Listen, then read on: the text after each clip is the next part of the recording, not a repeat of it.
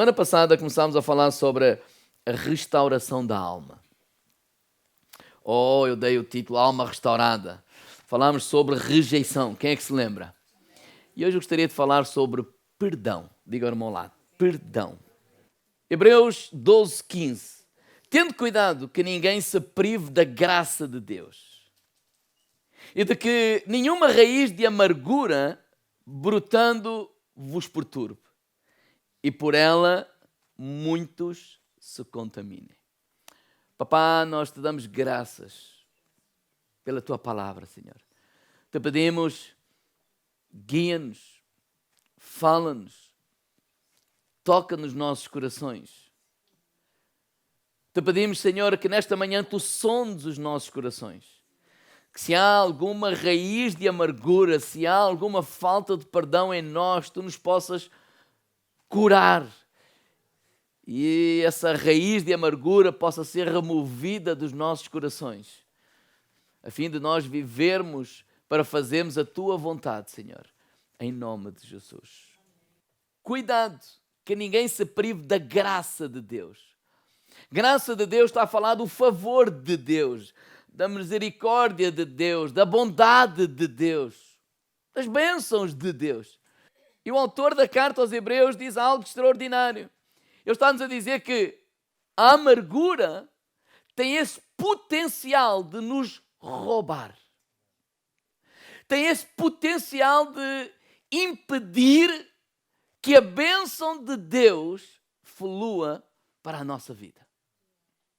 Mas ele diz que a amargura, ela não só vai afetar a nossa vida, vai afetar a nossa alma, como ele está a dizer assim, por ela muitos se contaminam. Quer dizer que o amargurado, ele vai transmitir, transportar, levar essa amargura para as outras pessoas.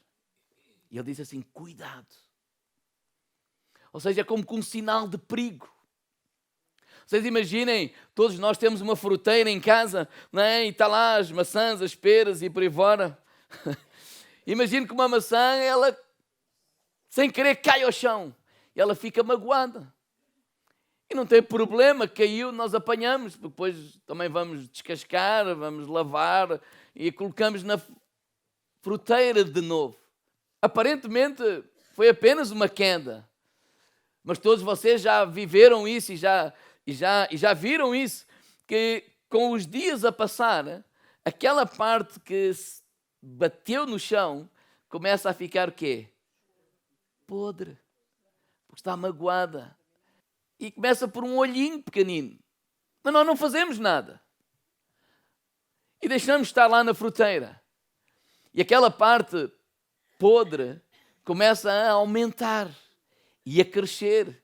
E se nós não fizermos nada os dias, as semanas, quando nós demos conta, ela vai afetar toda aquela fruteira, ou seja, toda aquela fruta.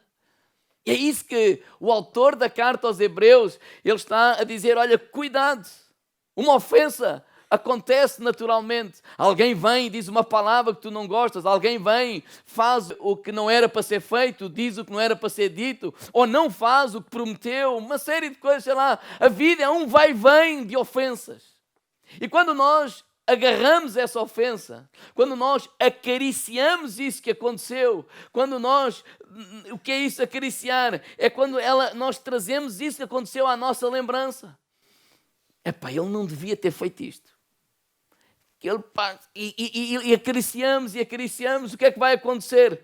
Essa área começa a manifestar apodrecimento na nossa alma. E esse apodrecimento vai se expressar como? Com reações negativas, silêncios. O que é que tens? Nada. Está tudo bem. E se formos cristãos, se Deus é por mim, ninguém pode ser contra mim. Estou por cima e não por baixo, por cabeça e não por cauda. Amém. Ela vai se manifestar com respostas ríspidas. Ela vai se manifestar, ou pode se manifestar com isolamento, com agressividade. Sei lá, tanta coisa pode acontecer, ou que acontece. E sem a pessoa se aperceber, ela é uma pessoa amargurada, cuja presença é evitada. Você já reparou que há pessoas que parece que chupam ou comem limão logo de manhã? Todos os dias. estão sempre azedos. Se está sol, eles estão azedos. Se está a chover, eles estão azedos. Se é dezembro, eles estão azedos. Se é agosto, eles estão azedos. Se eles estão de férias, eles estão sempre azedos. Porque eles estão amargurados. E um amargurado, ele vai transmitir essa amargura. A vida oferece-nos tantas oportunidades para ficar amargurados. Em todas as áreas, em todos os campos. No trabalho, em casa, na igreja, na sociedade, em qualquer lugar. Irmãos, a ofensa é como lixo que se apresenta na nossa alma. Quem é que já reparou que nas nossas casas a gente faz muito lixo? Não é? Levante lá o braço, quem é que isso acontece? Se o lixo pudesse ser vendido, eu acho que nós enriquecíamos. É tanto lixo que a gente faz. E o que é que fazemos ao lixo? Deitamos fora, naturalmente. Mas sabe que a amargura ou a ofensa, a mágoa, aquilo que nos fizeram e nos ofendem, é como que lixo, só que é para a nossa alma. E o que nós às vezes fazemos é o contrário do que fazemos ao lixo, que naturalmente nós colocamos lá no saco ou dividimos e vamos lá aos lugares, o papel para um lado, o lixo para o outro, as lâmpadas para os plásticos para o outro, etc. Mas quanto ao lixo da nossa alma, às vezes nós abraçamos. E mais, não só nós abraçamos, como nós deitamos na nossa cama. Porque vamos para a cama e vamos remoer aquilo que nos fizeram. E vamos pensar, ele não tinha o direito. E ele não tinha, mas ele fez. E às tantas, essa pessoa já está lá na vida dele, na boa, e tu estás a te atormentar com esse lixo. E vais para o trabalho com o lixo, e às vezes vais para a igreja com esse lixo, e a tua alma começa a ficar entulhada. Por isso o autor da igreja, da carta aos Hebreus diz, tem cuidado, porque isso vai entulhar a tua vida e vai impedir a graça de Deus se manifestar na tua vida. E qual é a solução? É o perdão. Então, a minha pergunta é, será que eu estou ofendido hoje? Pergunta lá ao irmão ao lado, será que és uma pessoa ofendida? Será que há falta de perdão no teu coração? E como bons crentes que nós somos, nós dizemos assim, claro que não. Já perdoei tudo em nome de Jesus. Sou maior que isso. É como eu, quando tinha 28 anos, fui ao médico. E fui ao médico porque fui obrigado. Queria comprar uma casa, passava dos 100 mil euros, e o banco dizia, pá, tens de fazer um seguro de vida. Mas tens que ir fazer exames. E eu fui fazer exames. 28 anos, na flor da idade, etc. Claro, tinha um bocadinho de peso a mais, mas não pesava nada, porque eu carregava tudo. E quando eu faço os exames vêm e eu entro lá no consultório porque o banco disse, tal, não podemos dar o empréstimo. O quê? Não, os seus exames não vieram bons. Vocês devem estar malucos. Eu tenho 28 anos. Acha que eu estou doente? Claro que não. E então vinha lá 400 e tal, e muitos, de colesterol.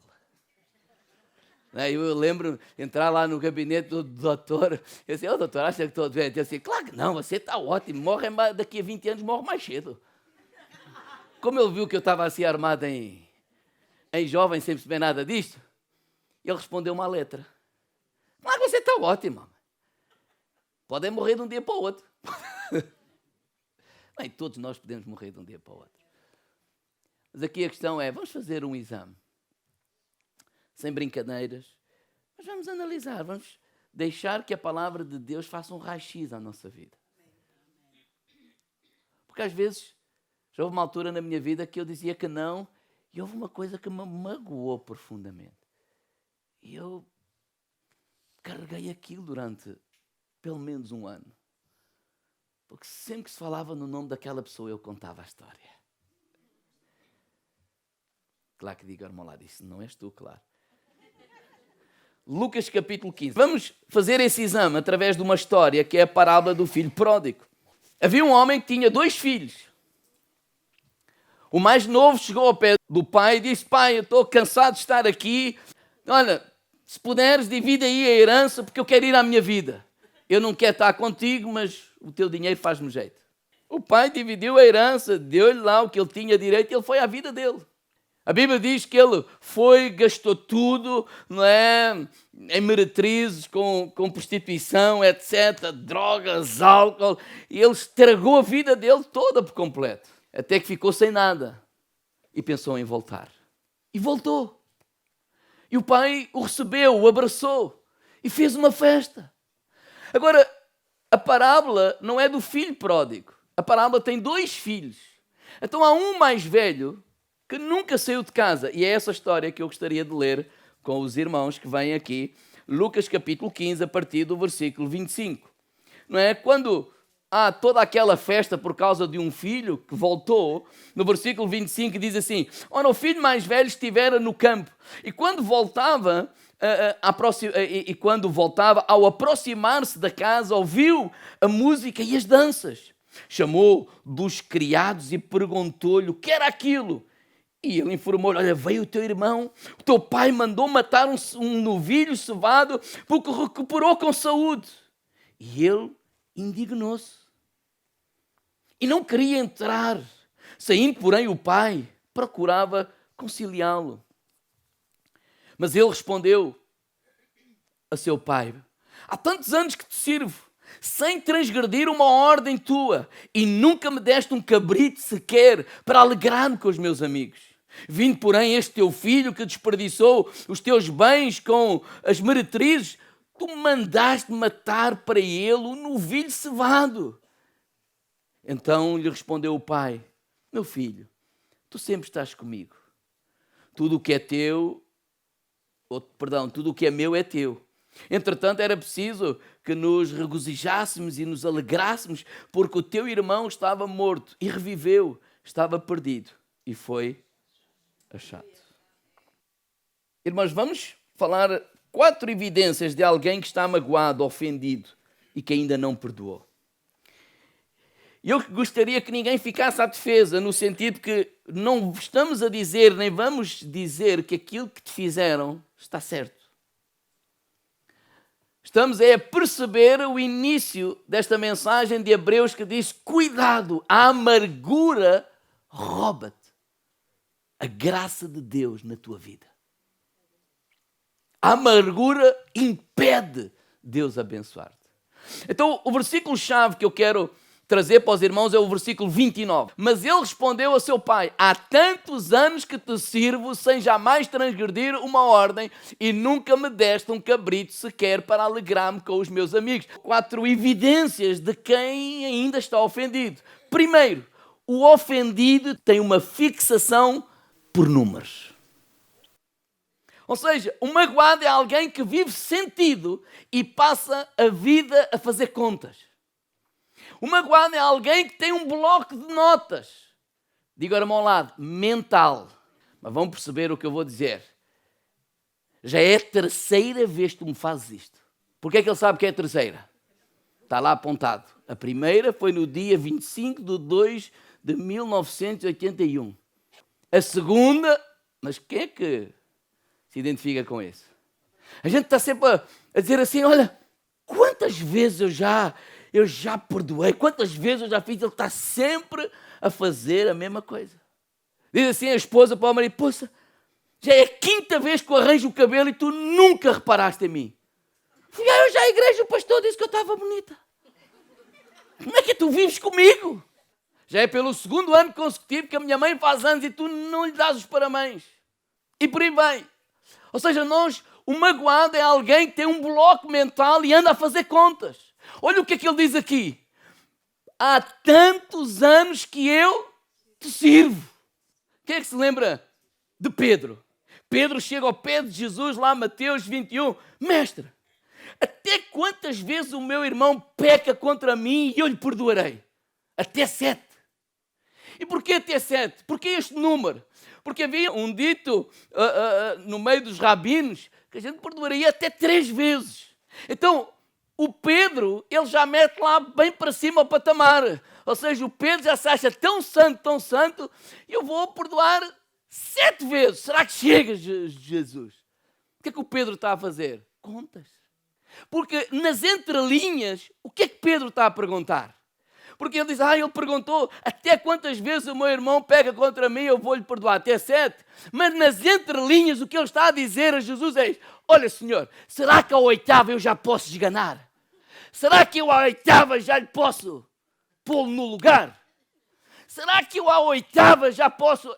não me apareças à frente.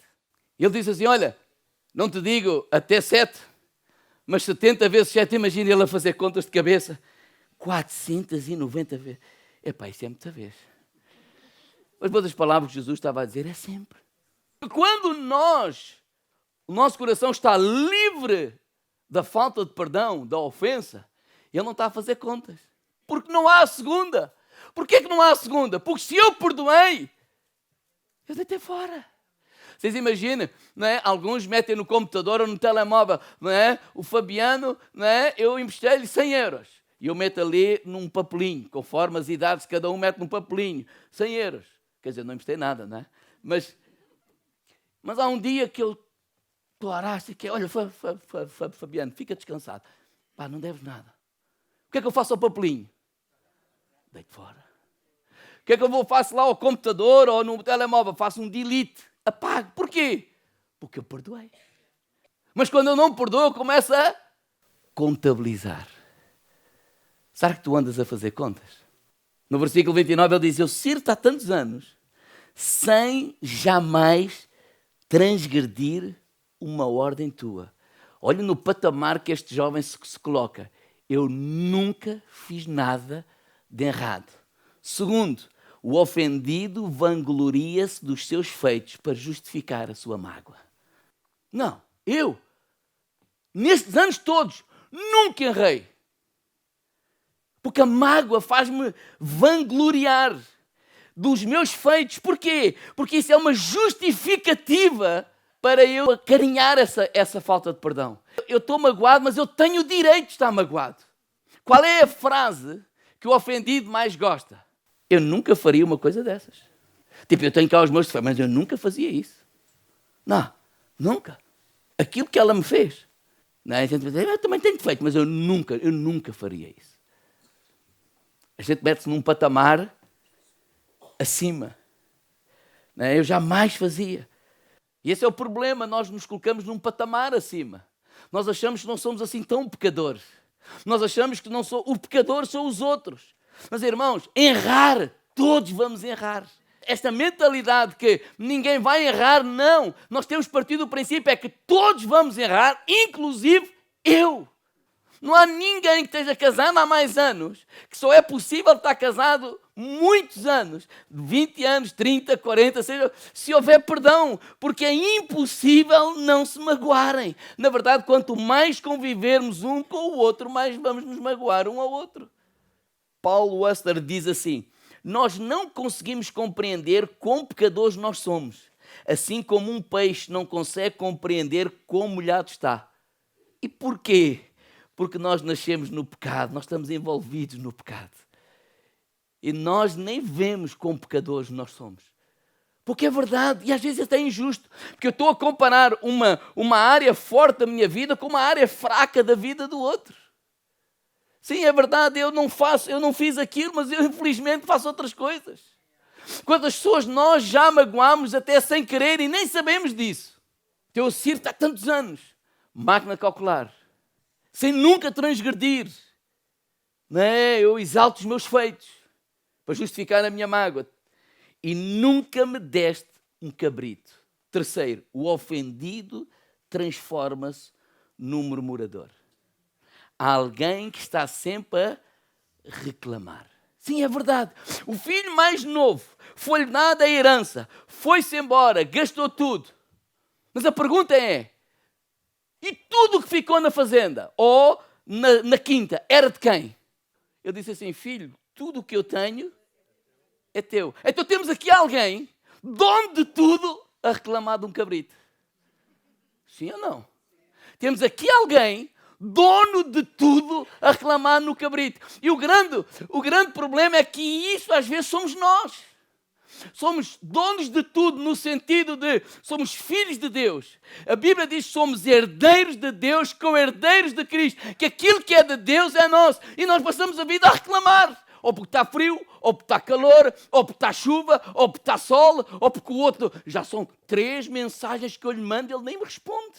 É porque agora isto é uma escravidão do telemóvel que é uma coisa tremenda. Se a gente não responde numa hora, se a gente não atende o telefone 2 horas, quando ligo para lá, eu estava preocupado, eu não sabia o que é que tinha acontecido, não aconteceu nada. Então temos o dono de tudo a reclamar por causa de um cabrito. E às vezes é isso que acontece quando connosco. Nós fomos perdoados. Nós somos chamados filhos de Deus. Nós vamos a passar a eternidade com Cristo. Ele nos comprou, Ele nos adotou, Ele nos abraçou, Ele nos transportou do reino das trevas para o reino do Filho do seu amor. Vamos viver eternamente no gozo do seu Senhor. Sabe o que é que isso a mim me diz, irmãos? Que a falta de perdão, ela vai como que embaciar os óculos com que nós vemos a vida. Sabe que eu olho para vocês através destes óculos. E se eles estiverem sujos, eu vou ver tudo turvo. Se eles, por exemplo, se as minhas lentes forem azuis, eu vou olhar para vocês e vejo todos azuis. Se as minhas lentes forem, por exemplo, vermelhas, eu vou olhar para vocês e vejo tudo vermelho. Mas a pergunta é, vocês estão vermelhos? Não, é as minhas lentes. E às vezes é isso que acontece com aquele que está ofendido, magoado. Ninguém presta, isto é tudo a mesma coisa, e não sei o quê, e não sei o que mais. Porquê? Por causa das lentes. Mas eu quero-te apresentar alguém que passou o que nós passamos e muito mais, mas sempre com as lentes limpinhas. Esse alguém é Jesus.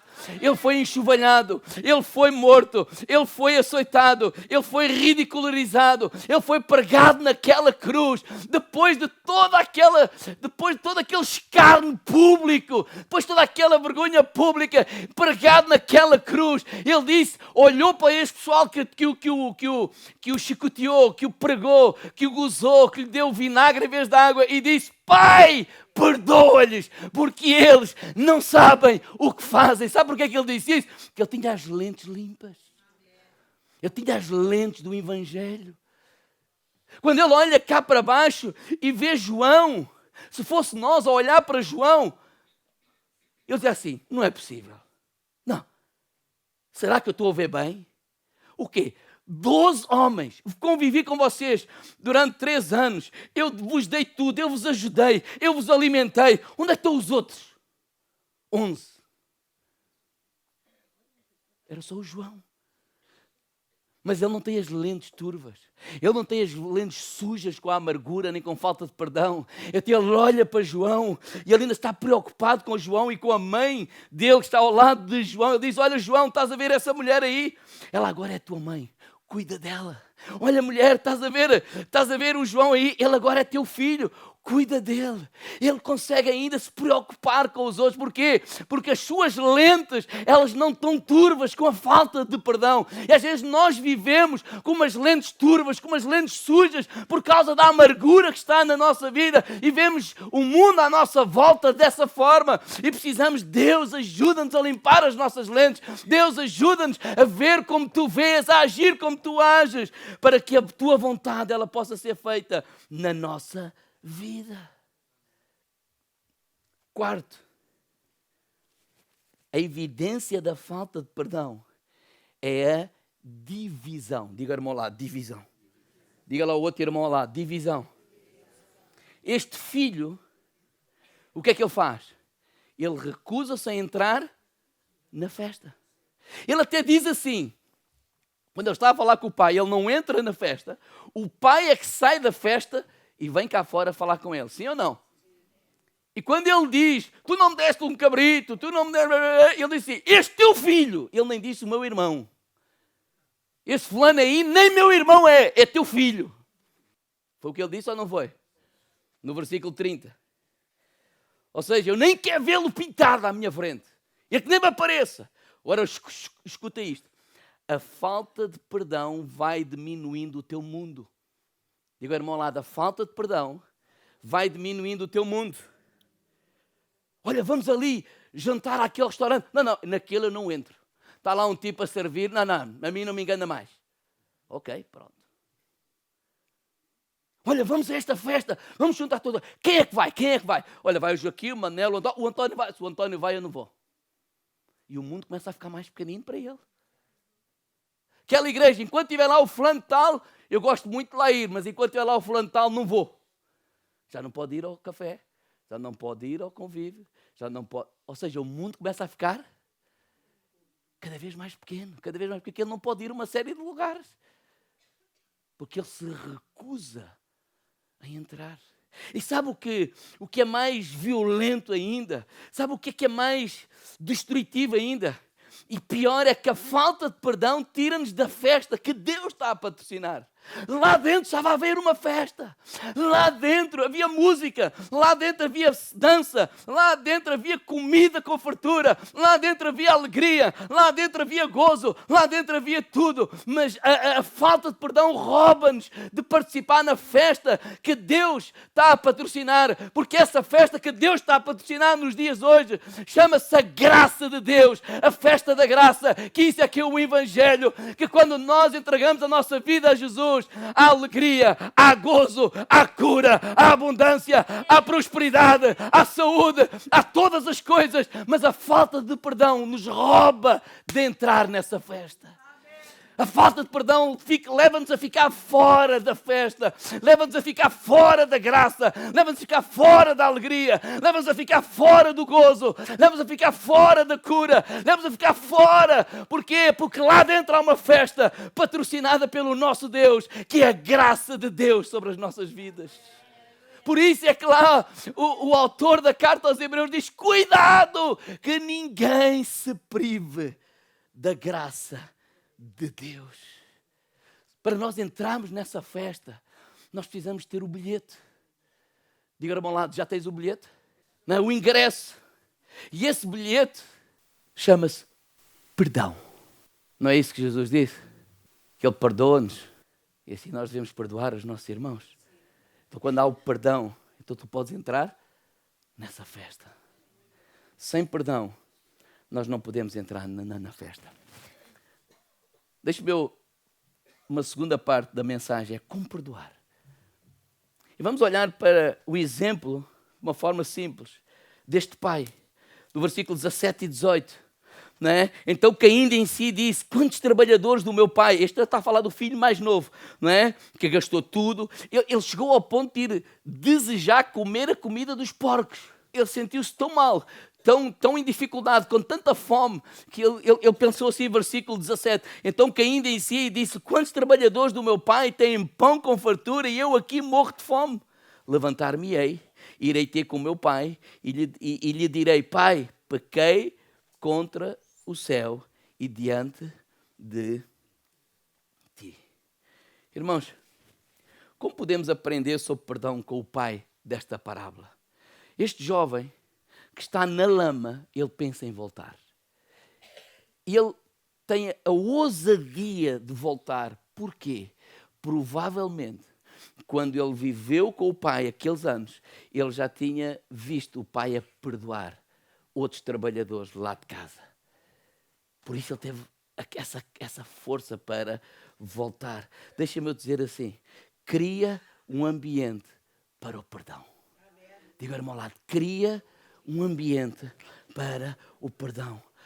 Papás, mamãs, maridos, esposas, cria um ambiente para o perdão na tua casa. Porque nós vamos errar. Vamos. Exigir que alguém nunca mais erre. Tu não és capaz de viver dessa forma. Infelizmente, nós vamos errar.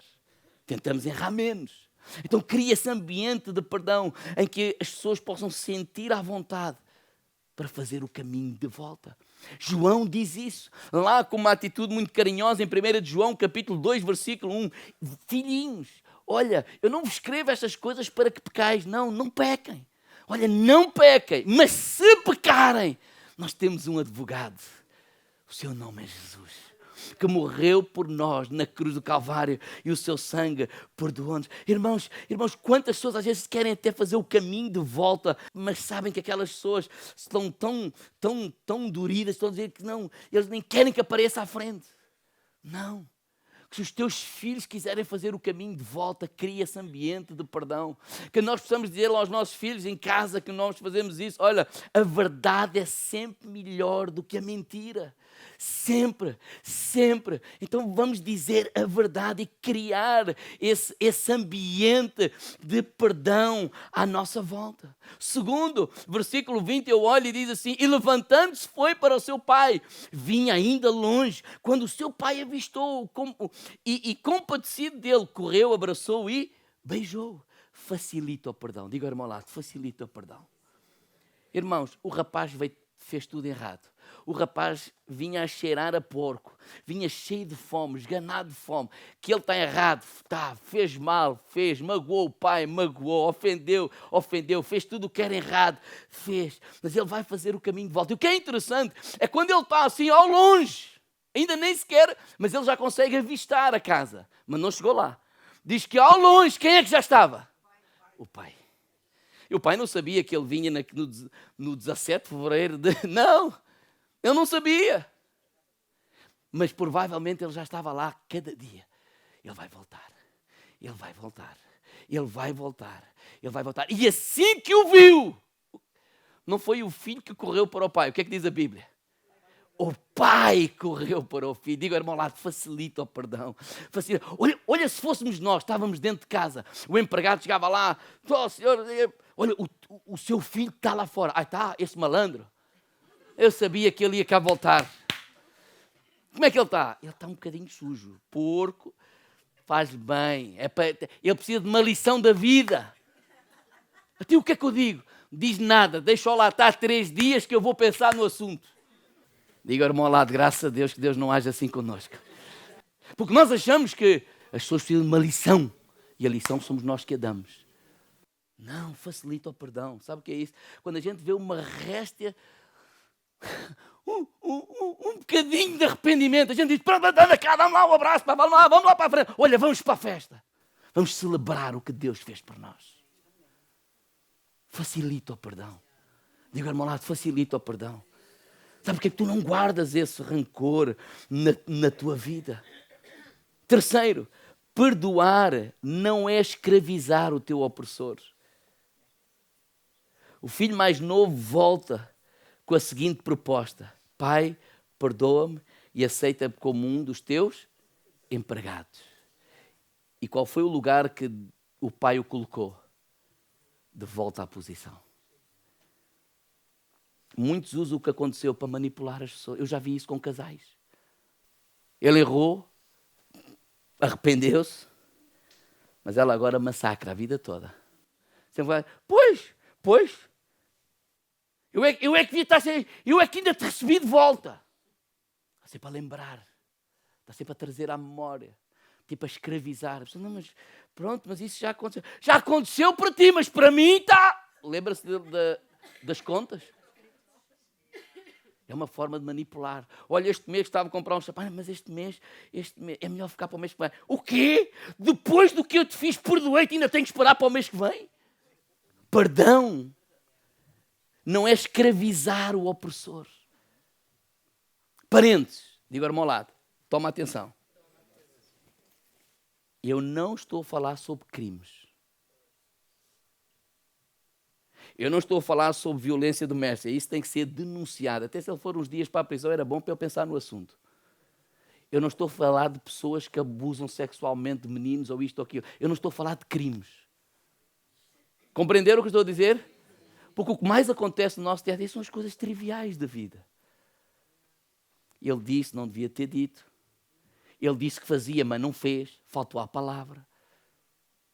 Não foi honesto com o negócio, não fez isto, não fez aquilo, uma série de coisas, ou seja, que nos magoam. É disso que estamos a falar. Diga, irmão lá, não estamos a falar de crimes. Os crimes têm que ser denunciados. Eu estou a falar de alguém que errou connosco. Perdoar não é escravizar o opressor. Por último, nunca te esqueças do Evangelho. Irmãos, esta parábola que nós acabamos de ler, algumas passagens, é a demonstração do que é o Evangelho, do que é a graça de Deus a nos alcançar. Nós somos que nem aquele filho mais novo, que pecamos, que desobedecemos, que fizemos todo o disparate. E Deus enviou Jesus. Ele não enviou um anjo não tinha... o preço a morte de um anjo não era tão alta. Ele não enviou um empregado, não, ele enviou o próprio Filho, Jesus, para ir lá ao lamaçal do pecado e nos arrancar. Por isso é que Ele nos arrancou do poder das trevas e nos transportou para o Filho do seu amor. Ele nos perdoou, o seu sangue nos perdoou. Ele nos abraçou, Ele nos amou de tal maneira que deu o seu Filho unigênito para que todo aquele que nele crê não pereça, mas tenha a vida eterna. Irmãos, quando nós não perdoamos, é porque nós estamos a esquecer o Evangelho. Quando nós teimamos em não perdoar, nós estamos a esquecer o que Jesus fez por nós na cruz do Calvário. Nós somos os pecadores, nós somos os opressores, nós erramos, nós magoamos, nós entristecemos a Deus, nós às vezes ainda continuamos a fazê-lo e Ele ainda assim nos perdoa. Então eu quero te lembrar, quando alguém te magoa, traz à memória o Evangelho. Lembra-te do sangue de Jesus Cristo na cruz do Calvário. Lembra-te daqueles pregos pregados naquelas mãos e naqueles pés. Ele que sofreu naquela cruz, sofreu o meu pecado e o teu pecado. Ele sofreu aquela maldição por causa de nós, ou nas nossas vezes. Quando a ira de Deus, que devia cair sobre nós, não caiu, nem cai. Porquê? Porque ela caiu sobre Jesus. Por isso é que Jesus, naquela angústia na cruz do Calvário, ele diz: Deus meu, por que é que tu me abandonaste? Ele foi abandonado para que tu fosses acolhido. Ele foi desprezado para que tu fosses amado. Irmãos, quando nós não perdoamos é porque nós estamos a esquecer do Evangelho. Nós estamos a olhar só para nós o que fizeram. E eu não estou a dizer que o que fizeram está certo. Mas enquanto nós estamos com as lentes desfocadas, enquanto nós estamos a fazer contas, enquanto estamos a fazer uma série de coisas, estamos a ser impedidos de entrar naquela festa que é patrocinada pelo nosso Deus, que é a festa onde Deus te abençoa, onde Deus te restaura, onde há gozo, onde há abundância, onde há alegria, apesar das mágoas, apesar das dificuldades, apesar de tudo. Deus, Ele tem o poder para nos abençoar.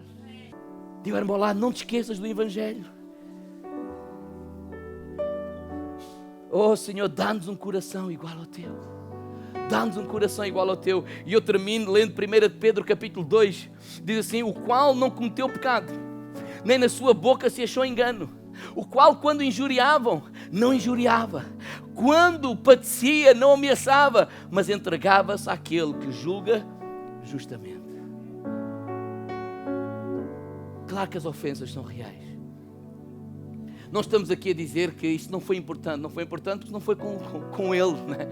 Claro que isso é importante.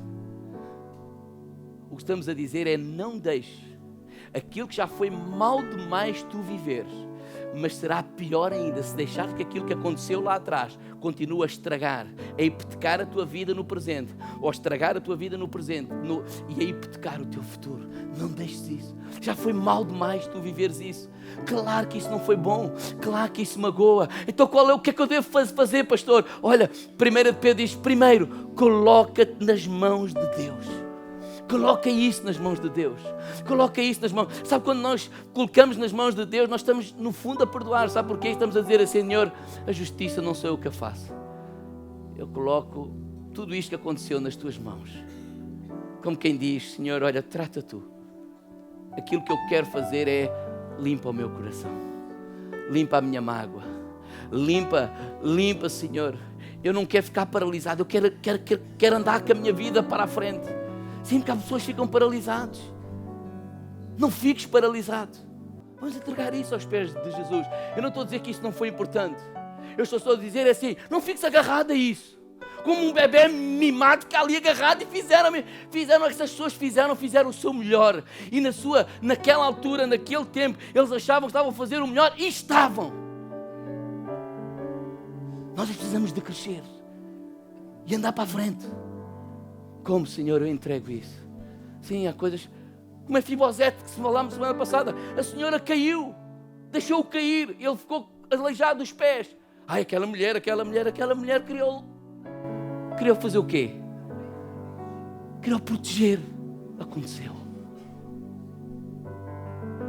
Porque senão parece que conhecemos Jesus e Jesus não faz nada connosco. Não, nós conhecemos o Evangelho. Ai, eu cresci sem pai, o outro cresceu sem... Aconteceu. Vamos voltar contra a vida. Não. Mas isso magoou-me. Então vamos entregar essa mágoa aos pés de Jesus. Senhor, eu coloco isso nas tuas mãos. Ajuda-me a lidar com isto. É isso que ele está a dizer. Entregava-se àquele que julga justamente. Segundo, toma a decisão de perdoar. Porque perdoar é uma decisão. Sim, ofender é humano. Perdoar é divino. Eu preciso da ajuda de Deus para perdoar. Porque às vezes nós estamos a falar de perdoar. Ele disse uma coisa que eu não gostei, eu perdoo. Sim, mas há coisas mais graves. Há coisas mais profundas. Há mágoas feridas mais profundas. Sim ou não? Então não estamos aqui a desvalorizar o que aconteceu, nem o que acontece na vida. Então Deus, eu decido me entregar nas tuas mãos, porque eu sei, eu quero perdoar. Eu decido perdoar, mas eu preciso da tua ajuda para perdoar. Nos colocamos isso nas mãos de Deus, porque nós precisamos mesmo da ajuda de Deus. Não é só passar por cima e tal, não está a andar, mas Deus vai te ajudar. Terceiro, toma a decisão de não julgar, e isso é uma decisão, porque enquanto tu julgas, tu estás a trazer à memória, a reavivar o que aconteceu, e enquanto estás a avivar o que aconteceu, a ferida nunca vai sarar. É como estás sempre a mexer, estás sempre a chafurdar. Então decide não julgar. É como, por exemplo, eu emprestei, há bocado foi ao Fabiano, não é? O dinheiro, se eu disse perdoei, deitei fora o papel, não se fala no assunto. Eu não vou falar mais no assunto. Por quê? Porque eu já tomei essa decisão. Ele é assim, não. E cada vez que eu for tentado a fazer isso, eu dizer, não, Senhor, ajuda-me, coloca um guarda na minha boca. Eu já decidi perdoar. E Deus está a trabalhar comigo, e Deus está a trabalhar com eles, e Deus vai fazer o que Ele quiser, Ele é Deus. Agora o que eu quero é que Ele me cure. Até eu vou parar com essa conversa. Porque o julgamento, nós estamos a viver na arena do diabo. Apocalipse 12:11, o diabo é que é o acusador dos nossos irmãos. Vamos parar de julgar. Decidir não julgar. E deixar que o Espírito Santo, Ele trabalhe. Mais à frente, nós vamos olhar e está lá uma cicatriz, já não está ferida. Eu posso até bater, eu posso até falar sobre o assunto, mas já não me magoa. Mas enquanto a ferida está aberta, diga, irmão, lá, decide calar a boca. Decide não julgar, porque senão a ferida nunca mais vai sarar. Vai andar em carne viva a vida toda. Por isso eles estão azedos a vida toda, porque dói. Quando Deus curar, até eu vou tomar uma última decisão. Agora, não só eu não julgo, como eu vou fazer o que Jesus me ensinou em Mateus capítulo 5, versículo 44, quando Ele diz, eu porém vos digo, amai os vossos inimigos, bendizei os que maldizem, fazei bem aos que vos odeiam, orai por aqueles que maltratam e perseguem. Ou seja, no final, eu já estou curado, restaurado, e eu vou começar a bendizer ao Senhor. Eu vou começar a orar por eles. Irmãos, quem é que orou pelos amigos que condenaram Jó? Quem é que orou por eles? Foi o Jó. Foi o Jó. E provavelmente tu ainda vais orar por essas pessoas. Provavelmente tu vais ser usado para restaurar a tua família. Tu que sofreste essa mágoa, essa rejeição, provavelmente és tu mesmo. Porquê que sou eu, pastor? Porque tu conheces o Evangelho. Tu conheces Jesus e depois de ser restaurado, curado por Ele, tu tens a capacidade de Deus para ir e abençoar e amar e perdoar e dizer, não, eu estou aqui para abrir os meus braços. Ai pastor, mas assim fico vulnerável, podem magoar de novo. Sim, podem magoar de novo, mas eu sei o caminho da cura, e o caminho da cura é o meu Senhor Jesus. O meu caminho da cura é o Senhor Jesus. Amém. Vamos ficar de pé.